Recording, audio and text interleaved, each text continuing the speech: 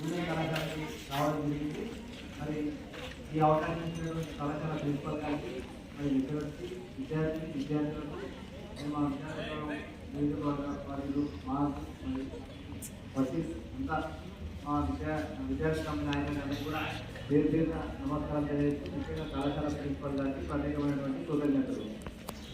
మరి నేను ఇచ్చిన పర్పస్ నుంచి మేము కంప్లీట్ మా బీఆర్ఎస్పీ అంటే భారత రాష్ట్ర సమితి విద్యార్థి విభాగం, భారత రాష్ట్ర సమితి విద్యార్థి విభాగం సో ఈరోజు ఇక్కడికి రావడానికి కారణం రెండు కారణాలు. ఒకటి నీళ్ళ గురించి చెప్పడం కోసం, రెండు విద్యా సమస్యల గురించి చెప్పడం కోసమే ఇక్కడికి రావడం జరిగింది. మరి మొదటిది ఇప్పుడు తమ్ముడు చెప్పినట్టు మొదటిది ఏంటంటే వాటర్. మీరు కింద హిస్టరీ చదువుకున్న వాళ్ళు ఉన్నారా? హిస్టరీ మీకు నదుల గురించి తెలుసు కదా, కృష్ణా నది, గోదావరి నది. Okay okay, thank you. Godavari నది ఎక్కడ పోతుంది?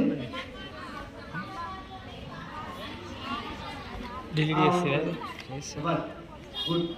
మహారాష్ట్రలోని దగ్గర పుడుతుంది. మహారాష్ట్రలో పుట్టి తెలంగాణ ఎక్కడ ఎప్పుడైతుంది? తెలంగాణ ఎక్కడ ప్రయోగిస్తుంది? Very good. నిజామాబాద్ జిల్లా రేంజర్ మండలం కందకుర్తి దగ్గర తెలంగాణ రాష్ట్రంలో ఎంటర్ అవుతుంది గోదావరి నది. ఆ గోదావరి నది మీద ఇప్పటికి 5 ప్రాజెక్టులు ఉన్నాయి. ఇప్పుడు మనకు కావాల్సిన పాయింట్ ఏంటంటే పోలవరం ప్రాజెక్టు.